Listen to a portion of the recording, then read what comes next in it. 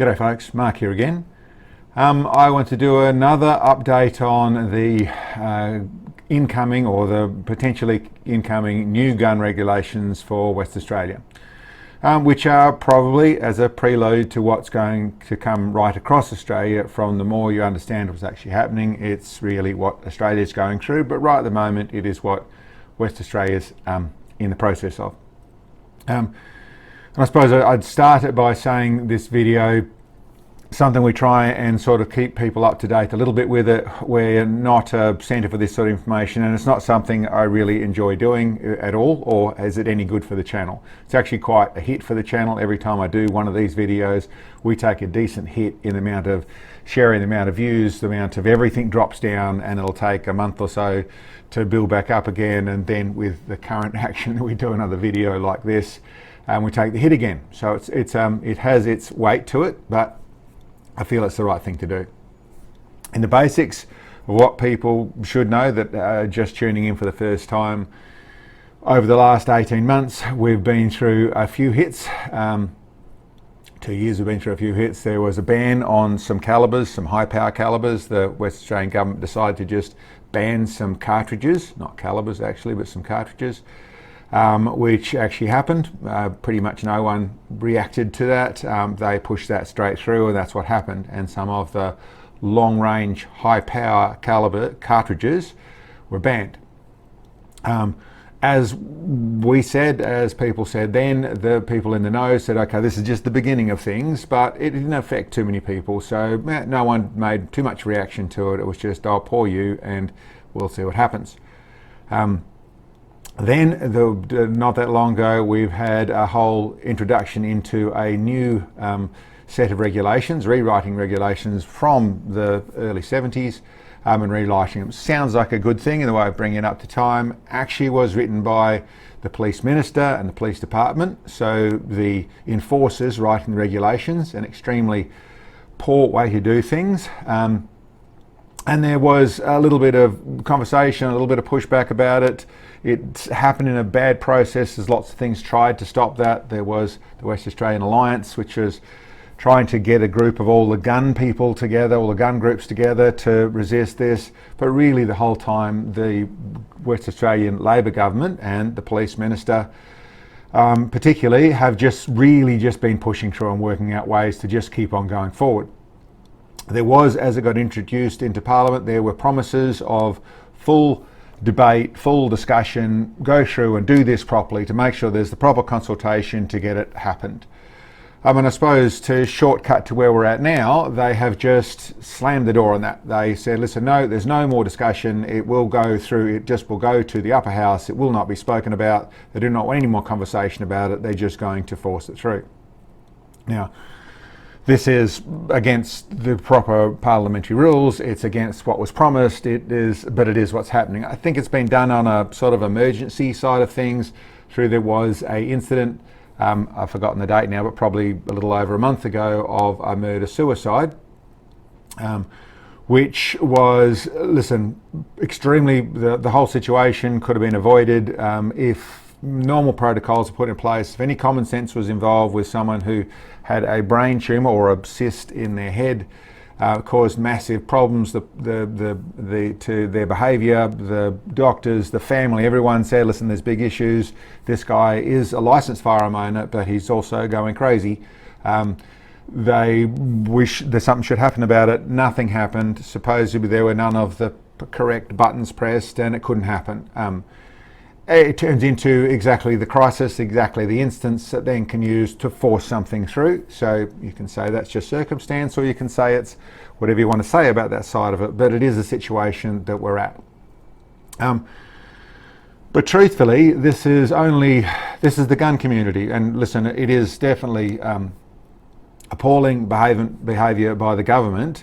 It is definitely for the gun side of things, they're looking at all sorts of restrictions, the amount of firearms, all sorts of, be it mental health checks, be it restrictions. Really, everything about it is trying to redesign things to remove firearms from the community. Removing recreational shooting as a genuine need, basically working out ways to remove firearms. And this is just another step down that path. anyone with a little bit of cognitive ability knows that this is this step, and in whether it's 1 year or 5 years' time, there'll be another step. The real aim here is to remove all firearms from the community. And yes, for all the people can talk about what that creates and what history's shown, and whether it's pest control or it's tyrannical governments, or everyone to talk about it, yes, every angle of that is correct. But of course, we're not talking about to a government, or to a large degree the media or the general public, that understand any of what's obvious. The likes of learn from history, otherwise you're doomed to repeat history, seems to have fallen short in every fashion in the current world we're living in. But I suppose there's a fair bit of doom and gloom that goes with that. There's some positive to the fact of other parts of the world where leftist governments, like what we're talking about here, are getting kicked out royally and thoroughly in Europe, and places where those same overriding decisions that ignore what the people want and go with what suits them they've been taken to task, and those governments have been decimated, and a different form of government is in place in those countries. But all of that doesn't really change much for the conversations we're having right at the moment. Maybe in time to come, yes, that'll be different. But these gun regulations that are coming through, the way it seems to be going on is, not only are they forcing through what they had, but also no one even is going to know what these regulations are until they're there, which is, I think, March 2025. So 9 months away. And once those regulations come in, then we'll find out what the rules are. That's how bad this process is happening. I suppose what I'd want to point out is that this is just the gun community conversation. This is happening to a lot more than just the gun community in Western Australia. This is happening to, I'm talking about wildlife reserves and bits and pieces, the way the government is behaving and that sort of stuff, whether that's fishing areas or that's beaches, they're running roughshod over that. Same sort of things are happening. This obviously happened with the heritage rights, where all went wrong through the same process. That was overturned by the same government because of the problems. But this is happening whether it's in your national parks, whether it's to do with hiking, whether it's the four-wheel driving, what they're trying to do there. This is to do with the fisheries, this is to do with the farming, this is to do with live export, this is to do with so many things where the government are ignoring due process. They are pushing things forward to suit their community, is the only thing I could say. And I suppose there's two bits I really want to go at and what I want to try to say there. One is, to the largest degree, we know the individuals, the groups, whether you're a four-wheel driver or whether you're a firearms enthusiast or hunter or whatever it is, or a farmer or a fisher or a hiker or a whatever it else is, or you're concerned at what's going on with your kids in schools nowadays. That's not even getting into what's happening in our media or our national broadcasts or all those sorts of bits and pieces. Where there's massive issues, there's only so many irons we can put in this fire we call West Australia. But those groups are generally not attached to the groups that are involved where the politicians are listening. There is rules in our West Australian Labor Party that all sitting members have to vote the same way as what the hierarchy says. So largely the hierarchy are driving this, and so they're living in bubbles of elite circles which all think that these are a good idea, and they don't care about what West Australians largely care about. But a lot of the other sitting members that have to vote this way are also in fairly insulated communities. It is very much where our political class live and come from. And that is, yes, you'd call it, whether you want to call it leftist or call it woke or call it whatever it is, I don't know, I'm not trying to put a title on any of it, but it is certainly willing and thinking that making decisions for us rather than because of us, or maybe it is because of us, but not involving our wishes as West Australians, to go to get the right decision, what we want. And I suppose what I'd look at it on that sort of level is, to some degree or another, that is, you have to be honest about it, and that is just as much our fault.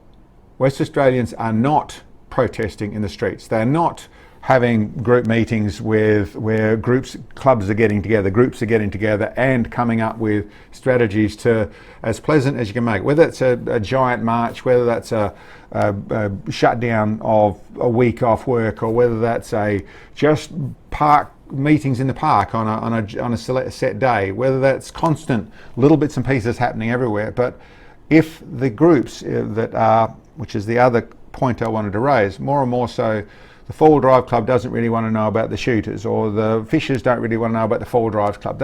No one is getting together. They all have their problems. They're all complaining about it, but almost, I won't say completely, but almost no one is doing anything about it. When it gets to the end of the day, yes, it's easy to sit here and blame the government. Bad government, the government's doing the wrong thing, they're bad people, it's all their fault. Whether you're whinging about it before it happened or after it happened, what's it matter if all you're doing is complaining to your mates about it? We, as West Australians, unless we're prepared to stand up for what matters and what is right, then how do they even know? They're in elite circles, and how do they know what we're thinking? So making it known, and yes, there is risk that's involved with that. Another piece I'd say there is, I think there is a lot of people, and I speak to people about things, and by and large, most people, when you speak to them one-to-one, they say, listen, yeah, if there's something I can be involved with, there's something I can do. If someone would stand up and do stuff, then I'd definitely support them.